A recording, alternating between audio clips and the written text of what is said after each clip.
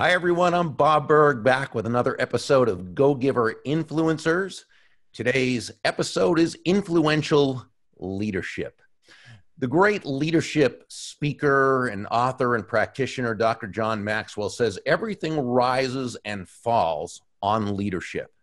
He also says that leadership is influence, nothing more, nothing less.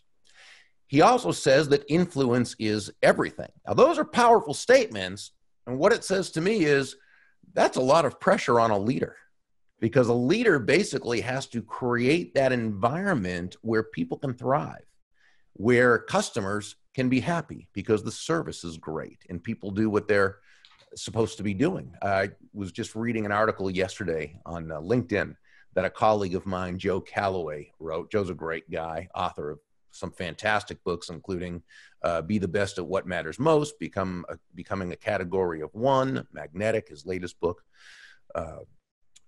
So he writes this article, and by the way, he's at a hotel with four other titans of leadership. Okay, Larry Winget, Randy Pennington, Mark Sanborn, and Scott McCain. All these people have humongous followings. And so they're at this hotel and they're in the restaurant, and the service is really poor. Now, this is, by the way, this hotel is part of a family of about 5 or 6 properties in a certain region of the country. And they have a good reputation. And the other times they've been there, Joe says, that they've always done a good job. But this time, not so much. There were problems with the product, problems with the service. And eventually, and I'm sure in a nice way, because these are all good people, they had to talk to the manager. And the manager just wasn't really helpful at all. And what the manager said was, and Joe sets this up by saying, what follows is a cautionary tale of how one lousy hotel manager, who's the leader in this case, can single-handedly torpedo a great brand. At a certain point, the hotel manager claimed that their culture, they have a culture of yes. He said, we have a culture of yes. In other words, they get things done for the guests. Joe responds, no, they don't. They have a slogan of yes. They have a culture of, we make you wait until you think your watch is broken. Doesn't say a whole lot about the culture. Now, we can lead from anywhere. Anyone in any organization can lead from anywhere. Great authors such as the aforementioned Mark Sanborn, Robin Sharma of Toronto, they've written books about this. Sure, anyone can lead from anywhere, but a culture of leadership begins at the top and it trickles down. It makes its way through the entire organization. Now, this can be good if the leader does it correctly. It can be bad if the leader does it incorrectly or not at all, because a culture will take place. It's just whether or not it's a planned and well-executed culture. We'll find out if our guest in a moment agrees with that or not. His name is Skip Prichard. And Skip is an accomplished CEO who's run global businesses ranging from startup phases to mature businesses with over $1.5 billion in revenue. He spent decades studying leadership psychology and interviewing over 1,000 of the most successful people in the world. He's met or interviewed countless leaders, ranging from Keith Richards of the Rolling Stones to Zappos CEO Tony Hsieh to golfing champion Annika Sorenstam. Harvard Business Review recently labeled Skip as a rare social CEO and a relentless giver. Inc. magazine lists him as a top 100 leadership speaker. Skip's first book, The Book of Mistakes, 9 Secrets to Creating a Successful Future, is a national bestseller, hitting both the Publishers Weekly and Wall Street Journal lists. His Leadership Insights blog has won numerous awards, and his views have been featured in print and broadcast media, including the BBC, the New York Times, CNN, NPR, The Daily Beast, Inc., Entrepreneur, Fast Company, Harvard Business Review, Information Today, The Bookseller, Publishers Weekly, Columbus CEO Magazine, The Tennessean, and much more. I've known Skip for a few years now, and I got to tell you, he is also one of the most humble, one of the most kind, and just genuinely nice people around. Skip Prichard, welcome, my brother. Great to be here, Bob, and I'm uncomfortable when you read those long introductions. I'd much rather hear about you.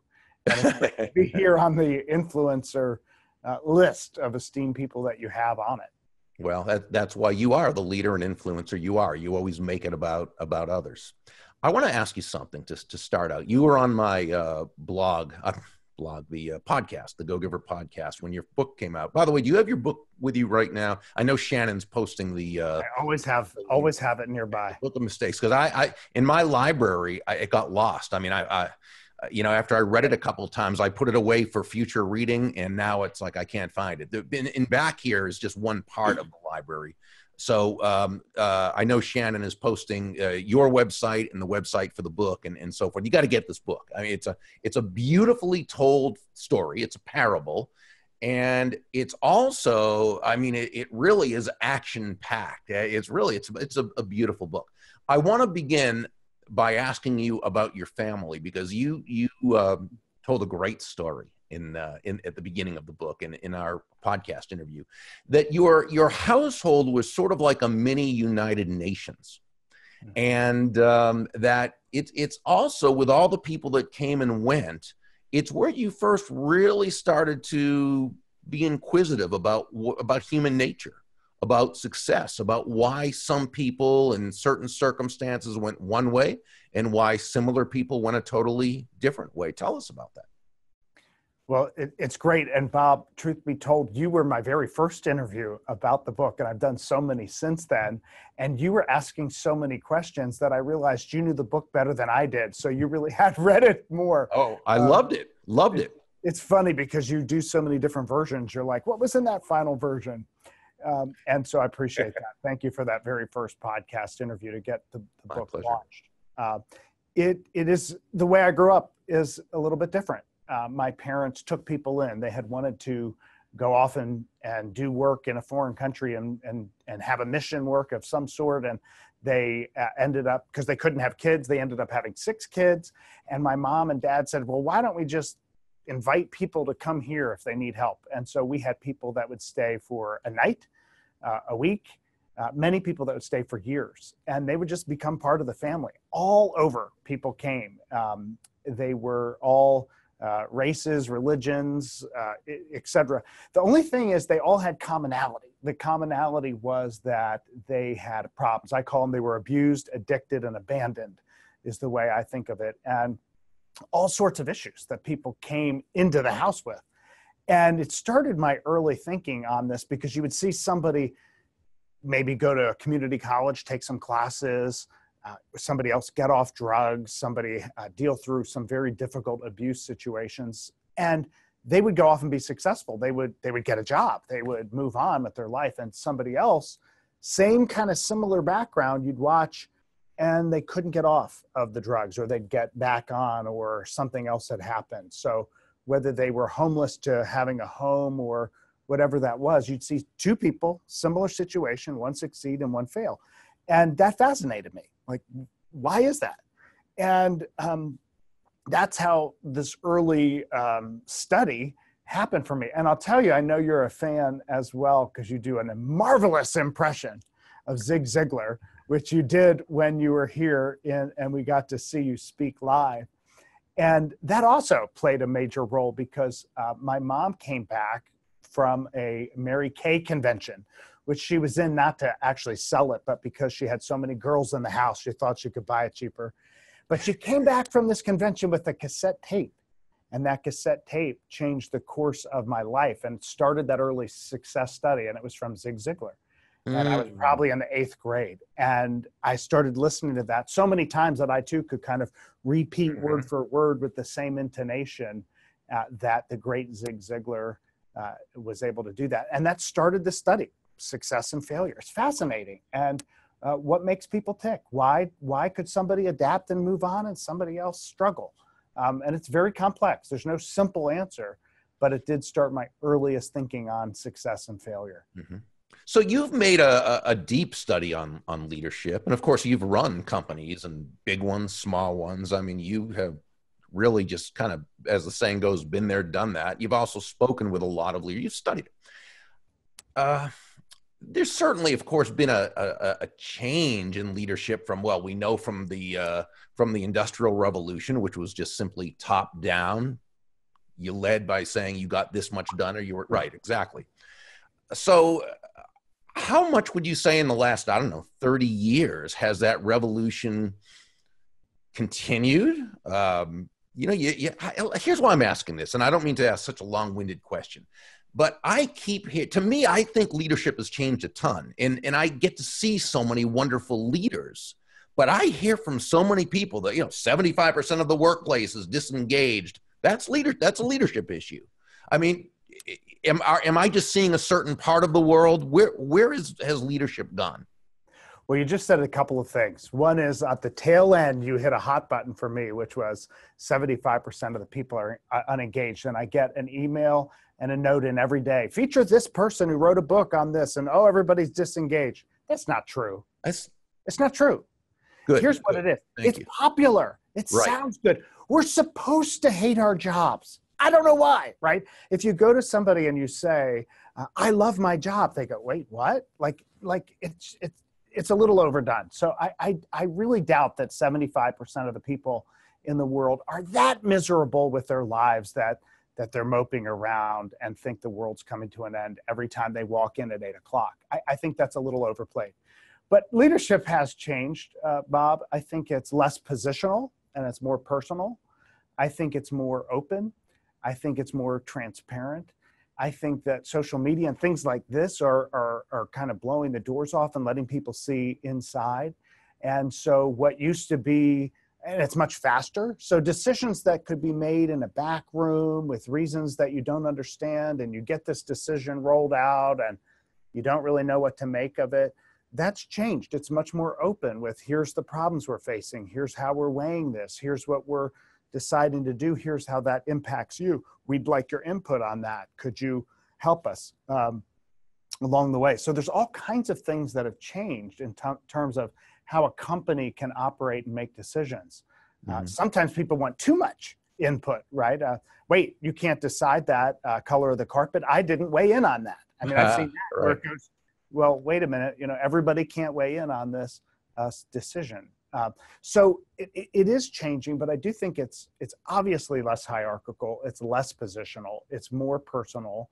It's more open. It's more social. And it's more authentic in terms of the demands that we have. We demand this kind of leadership today. It's no longer acceptable to get a memo that was dictated 6 months ago, and here's what it is, and that's the decision.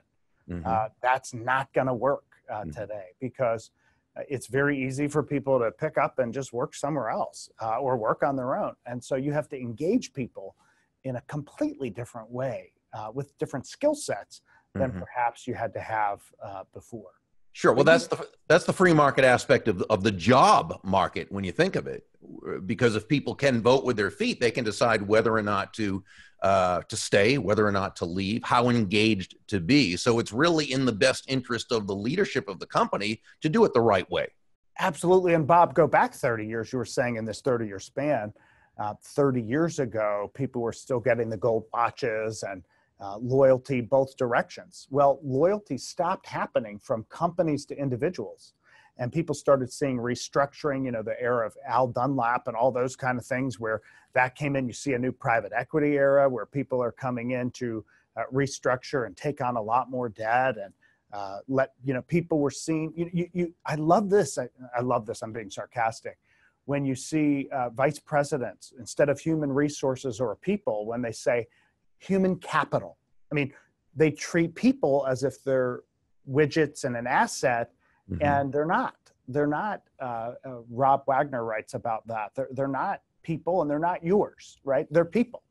I mean, they are not assets, and they're not yours. They're people, and they make decisions. And so if that loyalty stopped going one way, then it stopped going the other way. And thus, you now have to be selling. You have to be sales skills that were once relegated to salespeople are now very important for leaders all across the board, because sales is really about influencing your ideas and people and persuading and not pushing your thing onto them, but kind of collaborating to say, what's a win-win?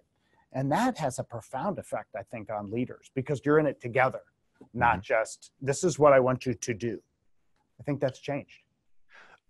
Okay, and I want to, before we go into the next question, I want to mention again that Skip is the author of The Book of Mistakes, bestseller now already, The Book of Mistakes, 9 Secrets to Creating a Successful Future. This is a business parable, or it's parable, but it's not just a parable, it's a thriller as well. And he has subplots within it. I mean, great job of writing this book. It was absolutely captivating and wonderful life lessons. I cannot, unfortunately, see the comments, so I don't know if people have questions or not that they want to ask Skip. I so apologize, and I know Shannon is inputting everything there, but I can't. I was hoping I would be able to see Shannon's messages, but I can't see that either. Totally my fault. Everybody by this time knows my technological prowess and so forth. So I apologize for that. So it's kind of just a conversation between us at this point. But I'll go back later on, of course, and look at the questions, which won't make a difference since I'm not you. But regardless, so I say leadership. I say the word leadership. If you had to just kind of name a few people that came to your mind, and this could be anyone, and I mean, you've interviewed everyone pretty much. Who are a few of these people? Who are a few? Well, there's so many leaders. I think it depends on what area you're in and what type of leadership. Are you looking for personal leadership? Somebody, just there's so many leaders. You're a leader, Bob. You're a great influencer. You write about influencers, but you also influence a generation of people who aspire to influence others in a more in a completely different way, in a giving way. And I think the Go Giver series is part of that. So, but I think of you. I think of all the people that I've interviewed. There's so many, and you just watch and learn from them. Zig Ziglar was a leader, right? Because you see people still following his teaching today. Jim Rohn also had this incredible effect on me that way. But you can learn leadership in sports, leadership in CEOs that I've learned from. You mentioned Tony Hsieh is an interesting character CEO of all of his thinking. And are you familiar with Bob Chapman, Barry Waymiller? Have you interviewed him yet? I haven't interviewed him, but yes. Yeah, he wrote a great book called Everybody Matters. In fact, his book was featured in Simon Sinek's book, Leaders Eat Last. And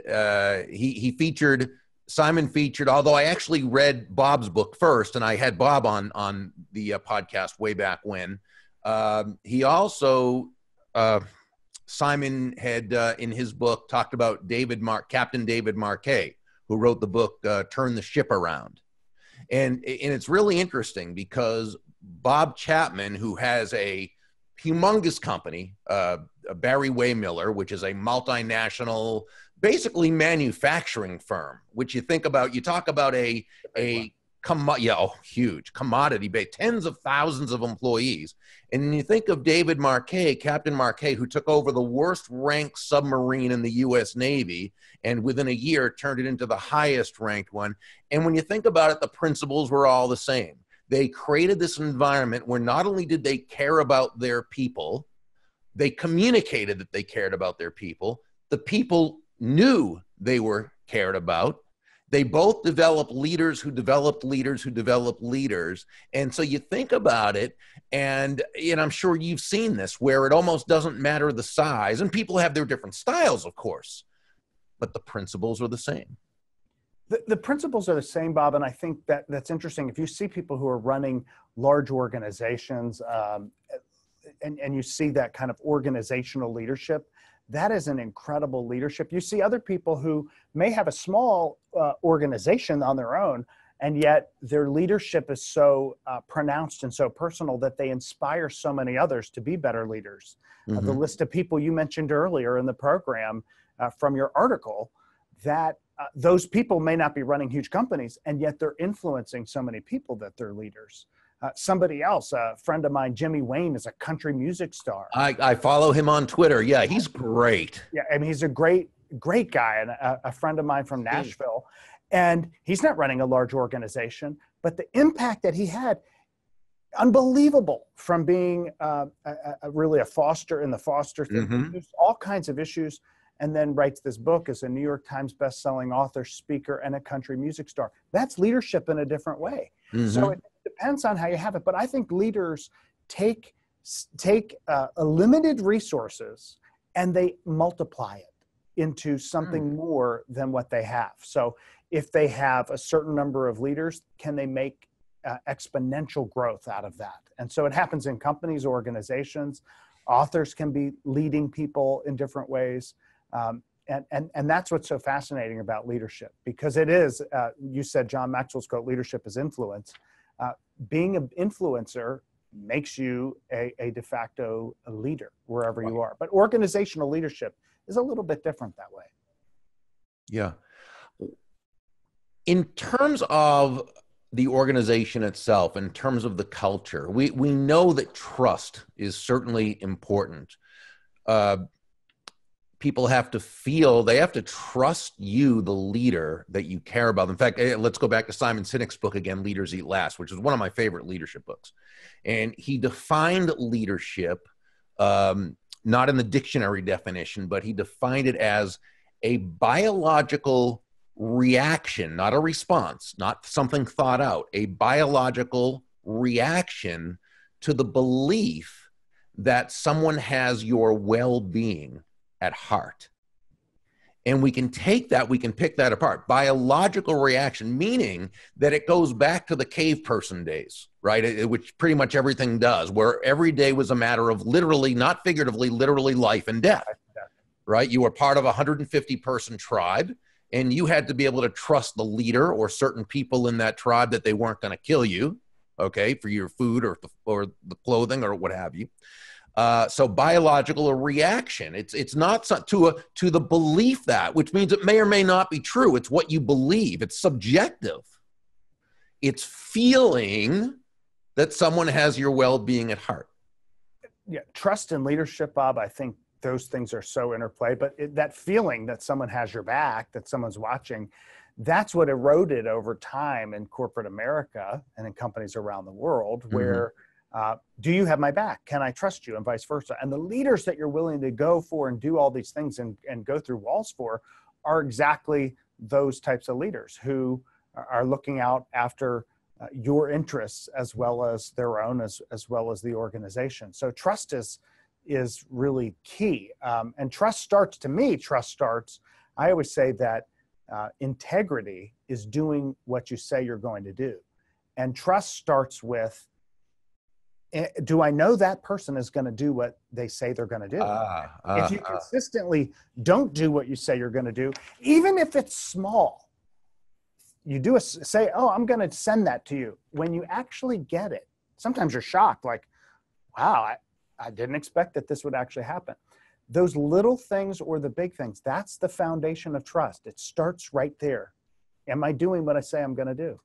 If I am consistently, then I move up, right, in terms of the trust kind of hierarchy in a pyramid, all the way up. So that safety, protection, you think of Maslow's hierarchy of needs almost, all the way up to this self-actualization and kind of this deep trust between us.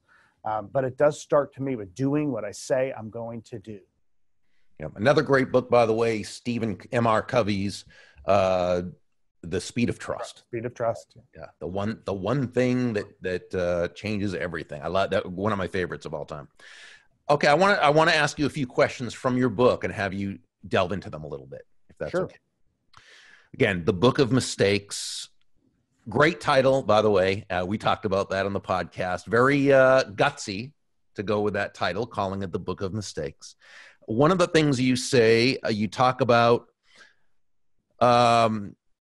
why you should not work on someone else's dream. Break that down a little. It's a big one. I mean, the first big mistake we find is if we go through half our life and we realize everything that I've done has been working on someone else's dream. I'm in this job because someone else told me to. I majored in this because someone told me to. I am the way I am because someone declared it that way. And, you know, finding your own dream, finding your purpose is so very, very key. Someone once said the two most important days in your life, I think it was Mark Twain, is the day you were born and the day you find out why, right? Why are you here? What is your purpose? That's your dream. And I don't think you can be fulfilled and happy and as successful as you could be if you're working on someone else's dream. And so often we just drift into it, right? We don't even realize it, but slowly and surely we just drift. And then we wake up. And the question is, can you wake up early enough that you can then impact the future direction and take the current where you want it to go? Because all of us have that a power to declare where we want to go in the future, right? You have the power to determine whether your future mimics your past. And so can you wake up early enough, determine what that purpose is, and maybe you've drifted along and you've kind of drifted to a place and you say, okay, wait a minute. I'm going to stop, I'm going to pause, and I'm going to redirect. The foundation of all leadership is there, right, with your purpose. Otherwise, you're kind of lost. You're not going to feel as happy. You don't feel energized. You go through the day, you go through your job, and at the end of the day, you're just completely drained because you're not living in your sweet spot, your purpose. So I think that's the key of, and it's the number one mistake in the book because it's so easy to make. Now, something related to that, the danger of letting someone else define your value. Oh yeah, so dangerous of that. Which is these labels, right? People put these labels on us. And so often, some of these labels may be great, right? Bob, you get off of the podium and we say, you're an amazing speaker and you're this and that. But oftentimes we don't hear those positive things, labels, but the negative one, if one person writes one negative thing, that just sticks, right? It just sticks with us. And it happens in childhood.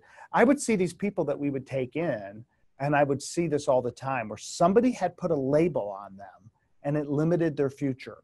And they allowed this negative environment and through no fault of their own, in some cases, tragic circumstances, all of these negative labels kind of stuck. And so part of that healing process is removing those negative labels. When someone says, you're not athletic, or you're not a good speaker, or you don't know how to do math, or whatever, limit that and get rid of those labels. That takes time, that takes process. In some cases, if it's a serious issue, it takes professional counseling. Mm-hmm. But you need to get rid of these labels so that you can then be free to put on the labels that build you up and that will define your future and that are aligned with that first one, which is your purpose. Those are the ones you want to stick onto yourself and stay with. It's so dangerous. I mean, it can just, you're right, if you're in a boat and you let all these labels jump on, it's like dead weight that is just pulling you back and not allowing you to get to where you want to go. And then I love this quote. I know I tweeted this one a few times. Readiness is when your desire is stronger than your distraction. So very true. Oftentimes we begin our goals and we just think, well, let's just go. Let's just go for it, right? New Year's Eve, we come up with some kind of resolution and then we're off to the races. And then it fails 20 days later or sometimes 6 hours later. And that is, we weren't ready, right? So readiness of all goals, it may be a corporate goal that you have for your organization or company. It may be a personal goal, right? It might be physical fitness, or it might be driving profits in your company. Readiness is when your desire is greater than your distraction. Mm. And so you have to think about those two equations, because desire, am I increasing my desire enough? Right? In sales, some people years ago used to say, you have to have the car you want on the refrigerator. Remember those days? Right, sure. Put this up on your mirror, or put the body you want. You know, they'd have all these visualization techniques, but that's increasing your desire, which is important. Mm-hmm. And then decreasing your distractions, which we have all around us, right? The phone, the tweets, the texts, the incoming email, somebody stops. It's so easy to get distracted. That if you're distracted too easily, you're not ready. So readiness for any great endeavor starts with the two equations: increase your desire and decrease your distractions, and do it before you start. Right? Somebody was losing weight. I said, how did you do it? And she said, I first eliminated all the distractions out of my closet, out of my refrigerator. I just threw them out. So she couldn't embark on the weight loss program until those distractions were literally out of sight. And then the desire component, what do I want to do? What is my goal, et cetera? I had to picture that, visualization techniques, those kind of things. That's personal. It's just as important in a company to think about those things. What could distract you? If these are my corporate goals, there's always something coming in. And it's like, oh, that looks good. Oh, we should try that. Well, you can do that, but if you do it too much, you're going to not see the success you want on those core measurables and the directions you want to go. This has been just fantastic, Skip, and I'm sure everyone watching now knows why I brag about my friend Skip Prichard. This is just great. Do me a favor, will you hold your book up one more time so everyone can see it? It's called The Book of Mistakes, 9 Secrets to Creating a Successful Future. Again, national bestseller already in a quick period of time. Congratulations on that. Your website, which I know Shannon has been posting, but we'll also post that where we post the video on YouTube at Skip Prichard, Prichard.com. And there's also links to your book page, but also the book directly on Amazon. And by the way, after you read Skip's book, and I'm telling you, you're going to love it as much as I did. It's that good. Make sure you comment on the Amazon in the review section. We authors, we love having our books commented on. It just drives those algorithms and is that, I guess, social proof, if you will. People go by and I know you've already got a bunch of great reviews up there. So well, I have yours, Bob, and that to me is important. I have yours. That was on the book, right? Yes, it was on the book. Yeah. I got it early. And my pleasure. And you gave me one for the Go-Giver Influencer, so thank you. Which is extraordinary. You set the pace, I'll tell you. You definitely do. You've done a great job with those books. Each one, I can't wait till I see what you're going to do, both with the characters and with the lessons. So thank you for that. You and John David Mann do a great job. He's an amazing writer. Just kills me. I learn so much every time we write a book because I learn so much about writing. He's that good. Well, Bob, one of the things I've seen about you, and people don't see this because they see these things in front of the scenes. So the little bonus to this entire episode is behind the scenes of Bob Burg. There is an incredible sense of detail that you manage at a level that is 3 levels down than what people probably know. And the Leaders in Success is about managing a lot of those details, and you don't let one of them go by. You'll look at this, I thought about this. And so I can imagine that collaborative process is quite interesting to be a fly on the wall between the two of you. You have a sense of exactly where you want to go, and you're managing all those steps in the way in terms of the details. And thus the reason why the end product is so good. Well, thank you. I appreciate that, Skip. Hey, thanks so much for being with us. Shannon, thank you so much for filling in for Kathy. She'll be back next week. We'll be back next week with a brand new episode and another guest. Until then, make it a great day and a fantastic week. I'm Bob Burg. So long.